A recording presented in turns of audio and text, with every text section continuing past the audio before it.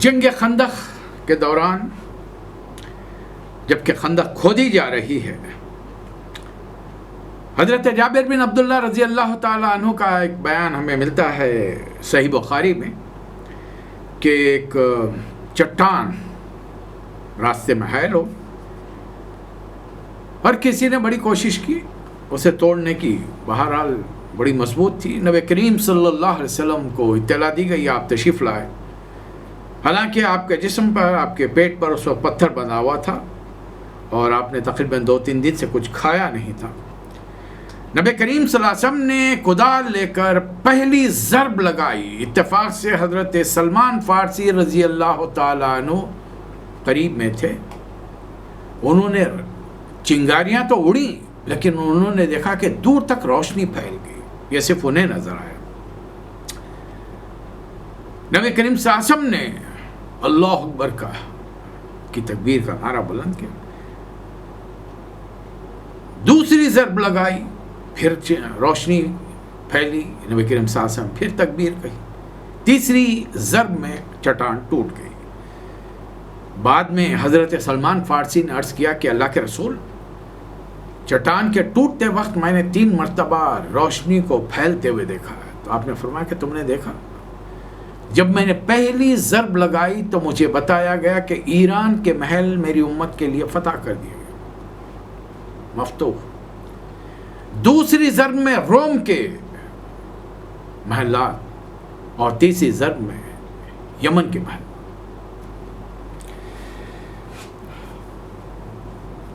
بڑے کم وقت میں اتنی 2.5-3 کلومیٹر لمبی خندق تیار ہو گئی۔ ادھر جو فوج آنے والی ہے، سرزمین حجاز کے کونے کونے سے مختلف گروہ پہنچ رہے ہیں، تقریباً 3 سے 4 ہزار کی تعداد میں ابو سفیان مکی فوج کو لے کر پہنچے اور دوسرے علاقوں سے بڑی بڑی فوجیں آ رہی ہیں۔ جملہ منیمم ہم کم سے کم ہم اندازہ لگائیں کہ 10,000 فوجی ہیں، اب پورے کر و فر کے ساتھ ہتھیاروں اور سواروں کے ساتھ، اپنی سواریوں کے ساتھ آئے ہیں۔ انہیں تو اندازہ یہ تھا کہ بس ہم آئے، ہم نے دیکھا، ہم نے فتح کر لیا، وی کیم وی سا وی کانکرڈ، لیکن یہاں تک پہنچ کر وہ چکرا گئے۔ ان کے وہم و گمان میں بھی نہیں تھا کہ مدینے والے اپنی ایسی تیاری کر کے رکھیں گے۔ اب وہ ایک لمبے اس خندق کی پٹی پر گھوڑے دوڑاتے ادھر سے ادھر، جو ہے کوئی راستہ مل ہی نہیں پا رہا ہے، اور خندق کی اس جانب جدھر مسلمان ہیں انہوں نے مٹی جو کھودی ہے وہ پورا اس کا ڈھیر اور اس کے ٹیلے کھڑا کر لیے۔ اب تیر چلاتے ہیں تو سارے مٹی میں ضائع جاتے ہیں، اور نیزے پھینکتے ہیں تو وہ بھی ضائع جائیں گے، تلوار کا تو نوبت ہی نہیں آ رہی۔ بہرحال کچھ لوگ خاموش نہیں بیٹھے، انہوں نے اپنے طور پر پوری کوشش کی کہ کسی بھی طریقے سے گھوڑوں کو اس خندق کے پار کرائیں۔ بڑے بڑے مکے سے آنے والے سردار اس صورتحال کو دیکھ کر انہوں نے اپنے گھوڑوں کو لیا، دور تک بھاگے، دوڑاتے ہوئے آ کر کوشش کی، 1-2 نے پار کر لیا، اور ادھر مسلمان تیار تھے۔ حضرت علی اپنے چند ساتھیوں کے ساتھ جا کر ان کے اپوزٹ جانب ٹھہر کے کہ انہوں نے آنے والے ان چند دشمنوں کے سپاہیوں کو گھیر لیا۔ اب وہ بری طریقے سے مسلمانوں کے گھیرے میں آئے اور آخرکار انہیں ختم کر دیا گیا۔ 1 دن گزر گیا، 2 دن گزر گئے، اب انہوں نے مختلف ترکیبیں آزمانی شروع کی۔ پہلی چیز، 10,000 کی فوج آئی ہے، 1-1 گھنٹہ 1-1 ہزار لڑتے رہے، مسلسل تیر چلائے۔ اب یہاں پر تو ادھر خندق کے اس پار مسلمانوں کے ساتھ بڑی مشکل سے 1000 آدمی ہوں گے۔ یہودی اس بار تیسرا قبیلہ جو بنو قریظہ یہاں رہتا ہے وہ مقابلے کے لیے نہیں آیا، حالانکہ ان کا ایگریمنٹ تھا کہ مدینے پر حملہ ہوگا تو وہ برابر کا ساتھ دیں گے، مال میں، ہتھیاروں میں اور افرادی قوت کے ذریعے، لیکن وہ نہیں آئے۔ ایک بڑی تعداد تو منافقین کی ہے جس کا کام ہے، اب وہ تو مجبور ہیں لڑنے کے لیے، اس لیے کہ اب ان کو ادھر رہنا ہے یا پھر ادھر جانا ہے خندق کے پار میں، لیکن وہ مسلمانوں میں صرف بددلی پھیلا رہے ہیں. اتنی بڑی فوج کا ہم کیسے مقابلہ کریں گے؟ الٹی سیدھی باتیں کہہ کے مسلمانوں کو بددل کمزور بنانے کی کوششیں کی جا رہی. اب انہوں نے بات پھیلانی شروع کی. اب جب قریش کی یہ چال آئی کہ ہر 1 گھنٹے کے بعد میں 1000 آدمی بدل جائیں گے، اب وہ تو تر و تازہ آ رہی ہے، 1000 کی فوج مسلسل تیر چلا رہی ہے، اور یہاں صحابہ کرام تو وہی ہیں. اور ان کی کوشش یہ ہے کہ ذرا مسلمان کسی ایک ایریے میں غافل ہوں اور وہ چند گھوڑوں اونٹوں کو کاٹ کر اس میں خندق میں ڈالیں اور راستہ بنا لیں اپنا، پھر ادھر فوج آ جائے. اور اگر ایسا ہو جاتا تو اندازہ لگائیے پھر مدینے کی آبادی کا کیا حال حشر ہوتا. ایسے موقع پر بھی منافقین نے مسلمانوں کا ساتھ دینے کے بجائے بددلی پھیلائی کہ ہم سے تو وعدے ہو رہے ہیں.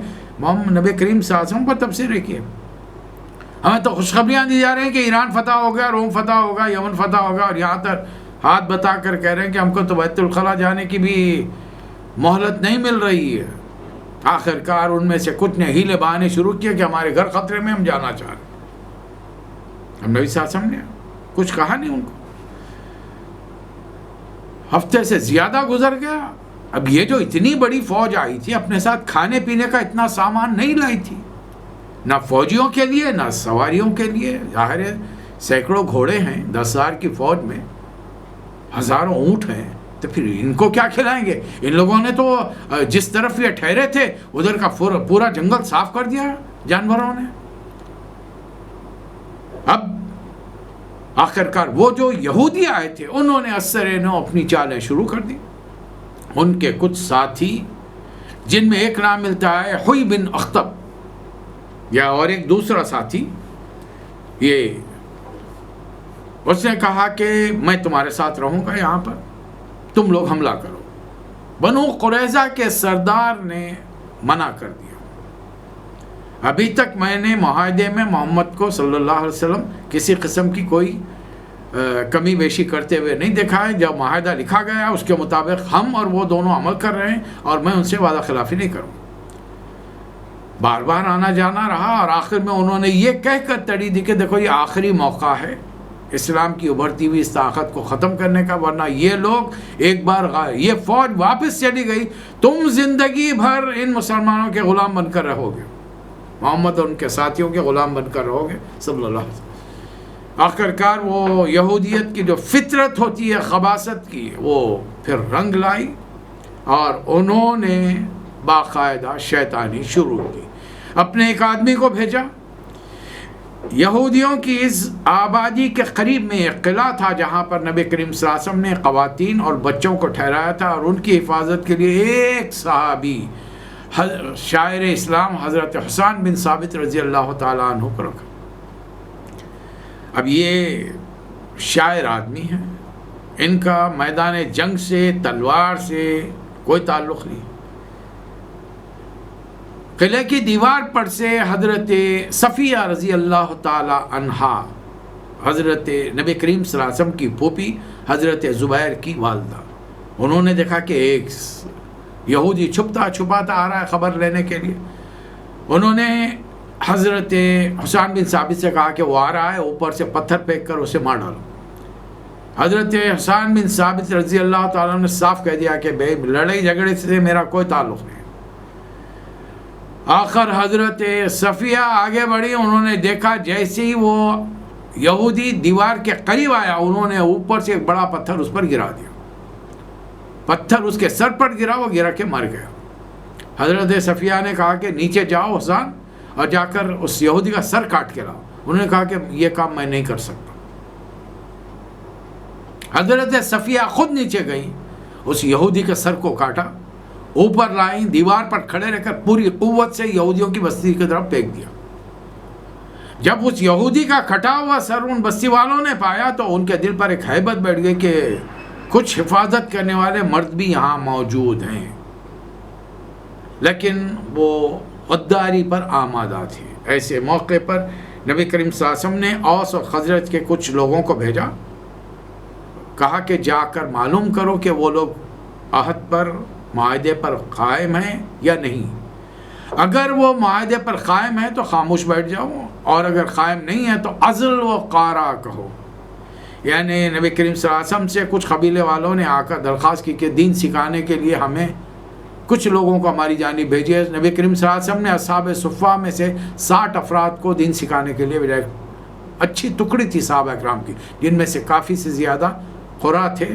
جتنا قرآن نازل ہو چکا تھا وہ انہیں حفظ ہو گیا. لیکن ان لوگوں نے لے جا کر دھوکے سے ان 60 صحابہ کو قتل کر دیا. اس کے لیے نبی کریم صلی اللہ علیہ وسلم نے مسجد نبوی میں 1 مہینے تک فجر کی نماز کے بعد، یعنی نماز کے دوران، فجر کی 2 رکعتوں کے دوران قنوت نازلہ پڑھی. 1 مہینہ، صرف 1 ہی مہینہ. اس کے بعد میں ختم کر دی گئی بات. بہرحال اب یہ صورتحال ہے. وہ سردار جب پہنچے اور انہوں نے بات کی یہودیوں سے، تو انہوں نے ان کو شیطانیت پر آمادہ پایا. انہوں نے کہا کہ کس معاہدے کی بات کرو، ہمارا اور محمد کا کوئی معاہدہ نہیں ہوا. اب بڑی پریشانی ہو گئی. صحابہ کرام واپس آئے اور آ کر مختصر الفاظ میں عزل وقارہ کہہ دیا. لیکن بات منافقین کے ذریعے پوری فوج میں پھیل گئی کہ پیچھے سے بھی اب ہم پر حملہ ہو سکتا ہے. اور 1-2 نہیں، یہاں پر 600 سے 800 مرد یہودیوں نوجوان وہاں پر ہیں. آج بھی یہودیوں کو اس بات کا بہت بڑا صدمہ ہے کہ محمد نے صلی اللہ علیہ وسلم ہمارے نوجوانوں کو، 600 سے 800 نوجوانوں کو ایک وقت میں قتل کر دیا. حالانکہ آپ جب واقعہ سنیں گے تو آپ کو پتہ چلے گا یہ نبی کریم صلی اللہ علیہ وسلم کا معاملہ نہیں تھا، یہ ایک صحابی کا معاملہ تھا. اور صحابی نے اتفاق سے وہ فیصلہ کیا اللہ کے نور کی بصارت میں جو اللہ تعالیٰ نے آسمانوں پر کتاب میں لوح محفوظ میں آلریڈی لکھ کے رکھا تھا کہ یہ واقعہ ایسا ہونے والا ہے. ہو گیا. یہود منافقین کا موقع مل گیا کہ اور فوج کے اندر، مسلم فوج میں ہراس 2 ہفتے 3 ہفتے مہینہ ہونے کے قریب ہیں. ایک صحابی آئے، نعیم بن مسعود ان کا نام بتایا جاتا ہے. انہوں نے آ کر نبی کریم صلی اللہ علیہ وسلم سے کہا کہ میں ایمان لا چکا ہوں، اب آپ مجھے بتائیے میں آپ کی کیا خدمت کر سکتا ہوں. نبی کریم صلی اللہ علیہ وسلم نے فرمایا تم ایک آدمی ہو، تم کیا کر سکتے ہو، دیکھو کچھ کرو. تو انہوں نے کہا کہ مجھے ہو سکتا ہے آپ کو کچھ برا بھلا کہنا پڑے آپ کے بارے میں. تو نبی کریم صلی اللہ علیہ وسلم نے اس کے بارے میں ایک تاریخی جملہ فرمایا، الحرب خداع، جنگ دھوکے کا نام، جنگ میں ہر چیز روا ہے. اتنا سننا تھا کہ حضرت نعیم رضی اللہ تعالیٰ عنہ یہ پہلے پہنچے بنو قریظہ کے پاس. یہ بڑے مالدار آدمی تھے، ان کے تجارتی قافلے آتے جاتے تھے، بڑے بڑے سرداروں سے دوستیاں تھیں، بیٹھکیں لگتی، محفلیں جمتی، کھانا پینا چلتا. یہ جب پہنچے تو وہاں بڑا ان کو ہاتھوں ہاتھ لیا گیا اور بڑی تواضع کی گئی. جب کھانا پینا ہو چکا تو انہوں نے کہا کہ بھائی تمہیں کچھ اطلاع ہے، تم لوگ کیا کر رہے ہو، کیوں تم لوگوں نے مسلمانوں کے ساتھ خواہ کے دشمنی مول لی ہے. یہ باہر سے آنے والے جو دیکھ رہے ہیں کہ 3 ہفتے سے حملہ نہیں کر سکے ہیں، اگر واپس چلے گئے تو اس کے بعد میں تو تم لوگ ٹوٹلی مکمل طور پر محمد صلی اللہ علیہ وسلم اور ان کے ساتھیوں کے ڈسپوزل پہ ہوگی، ان کی مرضی پر ہوگی تمہاری زندگیاں، اور وہ تمہیں چھوڑیں گے. اب ایک کام کرو، اگر تمہیں واقعی ان باہر سے آنے والی فوج کا ساتھ دینا ہے تو باہر والی فوج کے کچھ مشہور لوگوں کے سرداروں کو ضمانت کے طور پر اپنے پاس رکھو، ورنہ ہو سکتا ہے وہ لوگ تمہارا جنگ نہ کریں. اتنے دنوں سے تو وہ کوششیں کر رہے ہیں لیکن سب ناکام ہیں، اور اب اناج غلہ کھانا پینا ختم ہو رہا ہے، وہ ہو سکتا ہے واپس لوٹ کے چلے جائیں. ان سے بات چیت ہو گئی، انہوں نے وہ بات ان کے سمجھ میں آ گئی. یہاں سے سیدھا یہ دشمن کی فوج میں، ادھر 10,000 کی فوج میں، وہاں ابو سفیان ان کو دیکھ کر بڑے خوش ہیں. ارے کیا اطلاع لائے ہو؟ انہوں نے کہا کہ کوئی خاص بات نہیں، ابھی میں بنو قریظہ جا کر آیا ہوں، لیکن میں نے انہیں تمہارے ساتھ کوئی صحیح معاملہ کرنے کے لیے تیار نہیں پایا، بلکہ وہ تمہارا ساتھ دینے کے لیے جس یہودی سردار سے وعدہ کیا تھا اب وہ وعدے سے پلٹنا چاہتے ہیں، اور چاہتے ہیں کہ تمہارے کچھ لوگوں کو ضمانت کے طور پر اپنے پاس رکھیں، یہ شرط رکھیں کہ تم رکھاؤ تو ہم جنگ کریں گے، اور تم اگر رکھا دو گے وہ لے جا کر ان تمہارے لوگوں کو محمد صلی اللہ علیہ وسلم کے حوالے کر کے اپنا معاملہ درست کر لیں. اب ابو سفیان کے دل میں ان یہودیوں کے بارے میں شک آ گیا. انہوں نے پیغام دیا کہ بھائی کل حملہ کرو. یہ جمعے کی رات کے واقعات ہیں. کل صبح ہم حملہ کرنے والے ہیں, تم بھی حملہ کرو. یہودیوں نے کہا کہ ہفتہ ہمارا سب مقدس دن ہے, اس دن ہم جنگ نہیں کرتے. اب یہ ابو سفیان کے شک کو کسی حد تک یقین ہو گیا. انہوں نے کہا کہ ٹھیک ہے, اتوار کو حملہ کریں گے, کل نہیں پرسوں کریں گے. تو انہوں نے کہا کہ نہیں, ہم نے ادھر سے پیچھے سے حملہ کر دیا اور تم ادھر سامنے سے آگے بڑھ کر نہیں آ سکے تو محمد صلی اللہ علیہ وسلم تو ہم کو گھیر لیں گے یہاں پر. تو بہتر یہ ہے کہ تم اپنے چند آدمیوں کو بھیجو تاکہ ہم اپنے پاس انہیں ضمانت کے طور پر رکھیں اور ادھر سے ہم ادھر سے تم حملہ کرو. اب ابو سفیان کو یقین ہوگا کہ یہودی مدد کرنے والے نہیں. اب یہ بات چیت کے دوران یہ تقریباً 1 مہینہ ہو رہا, موسم بہت خراب ہو گیا ہے, ابر گھر کے آئے ہیں, سردی لگ رہی ہے. سردی کا حال یہ ہے کہ ادھر خندق کے اس جانب کھلے میں ہیں, صحابہ اکرام تھر تھر کانپ رہے ہیں. نبی صلی اللہ علیہ وسلم صاحب رات کا وقت ہے, صحابہ اکرام کے ساتھ بیٹھے ہیں. فرمایا کہ کوئی ہے جو جا کر دشمن کی خبر لائے, مطلب خندق کے اس پار جائے اور خبر لائے. آپ کو جان کر تعجب ہوگا کہ کوئی اٹھنے کے لیے تیار نہیں. موسم اتنا خراب ہے, اتنی شدید سردی ہے, ہر کوئی اپنی جگہ بیٹھا ہوا ٹھٹر رہا ہے, کوئی جانے کے لیے تیار نہیں. 2-3 بار حضرت زبیر اٹھے, زبیر بن عوام, نبی صلی اللہ علیہ وسلم کے پھوپھی زاد بھائی. نبی صلی اللہ علیہ وسلم نے بٹھا دیا. آخرکار رسول اللہ صلی اللہ علیہ وسلم نے ایک نام لے کے پکارا, ابو ذفا ہیں؟ کہ ہاں حاضر. ابو ذفا آپ جائیے, آپ خبر لائیے. اب حضرت ابو ذفا کا حال یہ ہے, سردی کے مارے تھر تھر کانپ رہے ہیں, لیکن اب رسول کے حکم کی تعمیل کرنا ہے. نبی کریم صلی اللہ علیہ وسلم کے پاس قریب سے گئے, آپ نے ان کے سر پر ہاتھ پھیرا. اس کے بعد میں حضرت ابو حذیفہ فرماتے ہیں, میرے جا کر دشمن کے لشکر میں بیٹھ کر تمام باتیں سن کر واپس آنے تک مجھے ایسے معلوم ہوا کہ مجھے کوئی سردی نے چھوا ہی نہیں ہے. میں انتہائی ایک معتدل موسم کے اندر سفر کر رہا ہوں. یہ بہرحال کسی ترکیب سے دشمن کی فوج میں پہنچ. ادھر ابو سفیان تمام لوگوں کو جمع کر کے میٹنگ کرنے والے ہیں. انہوں نے آتے ہی اعلان کیا کہ ہر آدمی ہو سکتا ہے ہمارے اطراف میں ہمارے بیچ میں دشمن کے جاسوس گھس آئے ہوں, ہر آدمی اپنے بازو والے سے چیک کر لے کہ ہمارا ہی آدمی. اس سے پہلے کہ بازو والا حضرت ابو حذیفہ سے بات کرتا, حضرت ابو حذیفہ نے اس کا پوچھا, کون ہو تم, تمہارا نام کیا؟ اس نے ڈر کر اپنا نام بتا دیا, اس نے پلٹا کر نام نہیں پوچھا. کبھی کبھی عقل سے بھی کام لینے پہ کام بن جاتا ہے. ہم انتظار میں بیٹھے رہے, دوسرے نے ہم سے نام پوچھ لیا تو پھر پول کھل جائے گا. اب بات چیت شروع ہوئی, سردی بڑھتی جا رہی ہے, اتنی بڑی فوج کا کھانے پینے کا سامان ختم ہو چکا ہے. اتنی دیر میں بارش شروع ہو گئی, تیز سرد ہوائیں چل رہی. ابو سفیان نے فیصلہ کیا کہ بس اب جنگ ہم سے جاری رکھنا مشکل ہے. جانوروں کی غذا ختم ہو چکی ہے, ہماری غذا ختم ہو چکی ہے, موسم اتنا شدید ہو چکا ہے, اب یہاں سے جانا چاہیے. وہ تیزی میں جا کر اپنے اونٹ پر سوار ہو گئے. تو ابو جہل کے بیٹے اکرمہ ابھی ایمان نہیں لائے. انہوں نے تن سے کہا کہ بھاگنے کا شوق اتنا ہی ہے تو کم از کم اپنے اونٹ کا گھٹنا تو کھول لو. اونٹ کو جب بٹھاتے ہیں تو اس کے گھٹنے کو ٹائی کر دیتے ہیں, باندھ دیتے ہیں تاکہ وہ اپنے طور پر کھڑے رہ کر بھاگ نہ جائے. ابو سفیان کو بڑی شرمندگی. اب اتنی دیر میں طوفانی ہوائیں اور بارش شروع ہو. حضرت ابو حذیفہ واپس آ گئے. آ کر آپ نے اطلاع دی. رات گزری, صبح اٹھے. جب مسلمانوں نے دیکھا صبح بڑی نکھری ہوئی ہے, موسم بڑا شاندار ہے, بارش رک چکی ہے, انہوں نے خندق کے جب دوسری جانب نظر ڈالی تو پتہ چلا کہ دشمن جا چکا ہے. یہ تھی اللہ کی فوجیں. شدید طوفانی بارش, شدید سردی, تیز ہوائیں. 10,000 کی فوج ناکام و نامراد واپس لوٹ گئی. اب یہ فوج اپنے اپنے مستقر پر جا کر واپس یعنی گھروں کو پہنچ کر انہوں نے چین لیا اور آخر کار نبی کریم صلی اللہ علیہ وسلم آبادی کی طرف واپس تشریف لائے.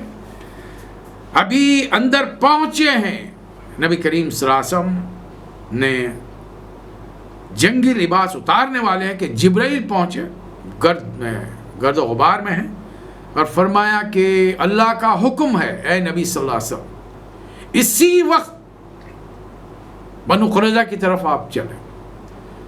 صبح کا وقت ہے، مسلم فوج واپس آئی ہے 9-10 بجے کے قریب. نبی صلی اللہ علیہ وسلم باہر نکلے اور آپ نے فرمایا جو کوئی سم و طاعت پر قائم ہے عصر کی نماز تک، نماز کا وقت ختم ہونے سے پہلے بنو قریظہ کی بستی میں پہنچ جائے. مسلمانوں کے فوج 2 ٹکڑیوں کی شکل میں نکلی. پہلی ٹکڑی، اس کی قیادت حضرت علی کر رہے تھے.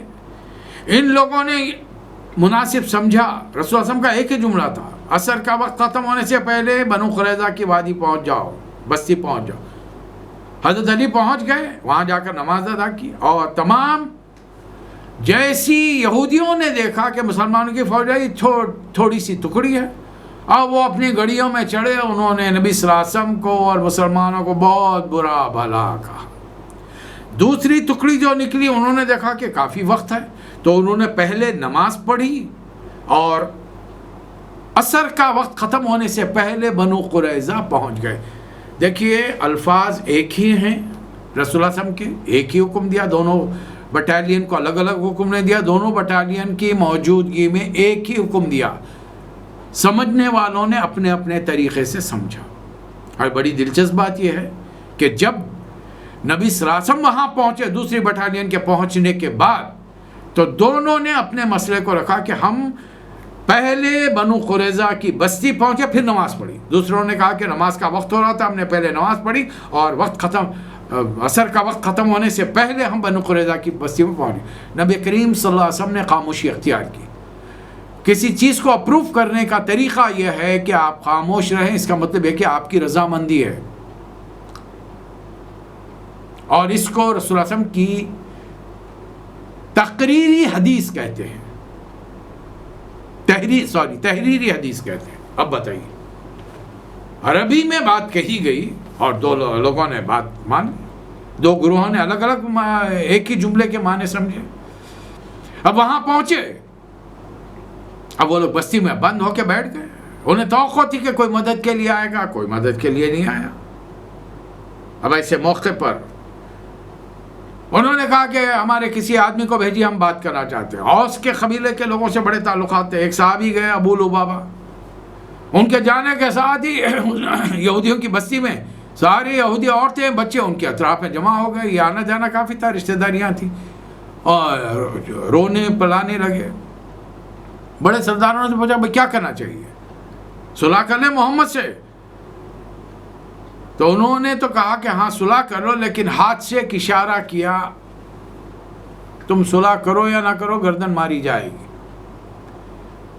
کرنے کو تو اشارہ کر دیا. جب واپس آئے تو انہیں احساس ہوا کہ میں نے غلط بات کی ہے، مجھے یہ کام رسول اللہ صلی اللہ علیہ وسلم کا راز نہیں کھولنا چاہیے تھا کہ ان کے ساتھ کیا معاملہ ہو رہا ہے. حالانکہ رسول اللہ صلی اللہ علیہ وسلم نے ابھی سوچا ہی نہیں اس بارے میں کہ وہ کیا معاملہ کریں گے، صلح کی درخواست کریں گے، معافی مانگیں گے. لیکن یہ صحابی نے احتیاطاً بتا دیا کہ تمہیں قتل کر دیا. اپنی اس غلطی کو مان کر وہ سیدھا مسجد نبوی گئے، اپنے آپ کو ایک پلر سے باندھ دیا اور کہہ دیا گھر والوں سے کہ جب تک نبی کریم صلی اللہ علیہ وسلم مجھے نہ کھولیں، آ کر اپنے ہاتھوں سے مجھے نہیں کھولنا، بھوکا پیاسا یہ رہنے گا. کافی لمبا. نبی کریم صلی اللہ علیہ وسلم وہاں پہنچے.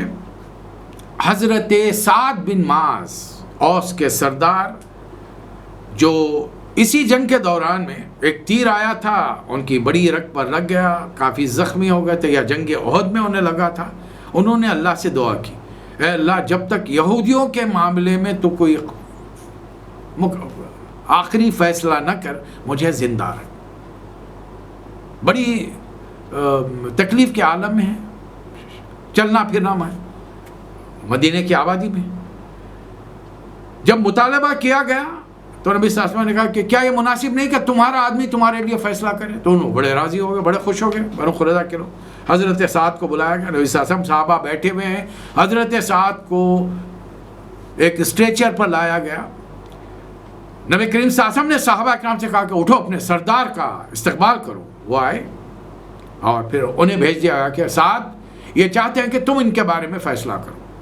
اب پورے اوس کے لوگ قبیلے والے حضرت سعد کے پیچھے پڑ گئے کہ بھائی ان کے ساتھ نرمی کا معاملہ کرنا پڑا. دیکھو عبداللہ بن ابی کو حضرت کے لوگوں کو کیسے اس نے بنو نذیر کو چھڑایا, آپ بھی کریں. حضرت سعد خاموش ہیں. وہاں گئے, جا کر انہوں نے فیصلہ کیا کہ میں تمہاری کتاب کے مطابق فیصلہ کر رہا ہوں, اور تمہاری کتاب میں ہے کہ دشمن کی بستی پر جب قبضہ کر لو, فتح کر لو, ان کے نوجوانوں کو قتل کر دو, بوڑھوں, بچوں, عورتوں کو غلام بنا لو, ان کی جائیداد پر قبضہ کر لو. یہ فیصلہ حضرت سعد کا تھا. اگر وہ لوگ رسول اللہ صلی اللہ علیہ وسلم پر اعتماد کر کے پہلے دو قبیلوں کی طرح درخواست کرتے, شاید اپنی شان رحیمی اور کریمی رحمت للعالمین کی وجہ سے نبی صلی اللہ علیہ وسلم نے بخش دیتے. اور یہ فیصلہ حضرت سعد نے تورات کے حکم کی روشنی میں کیا ہے. رسول اللہ صلی اللہ علیہ وسلم نے جب وہ فیصلہ سنا تو فرمایا کہ اللہ تعالیٰ نے عرش پر لوح محفوظ میں یہی فیصلہ لکھا تھا. تمام نوجوانوں کو 600-700-800 کے قریب تھے, ٹکڑیوں کی شکل میں لے جا کر قتل کیا گیا. بچوں اور عورتوں کو غلام اور کنیز بنا لیا گیا. یہ تھے کچھ مختصر سے واقعات جنگ خندق کے, جسے قرآن عربی میں غزوہ احزاب کے نام سے یاد کرتا ہے. چونکہ میں نے آیات کے ساتھ اس جنگ کے کچھ واقعات کی شروعات کی تھی, اب سورہ احزاب میں اللہ تعالیٰ نے کیا معاملہ کیا ہے اس پر بات ہوگی. اللہ تعالیٰ مجھے اور آپ کو توفیق عطا فرمائے. وآخر الدعوانا ان الحمد للہ رب العالمین.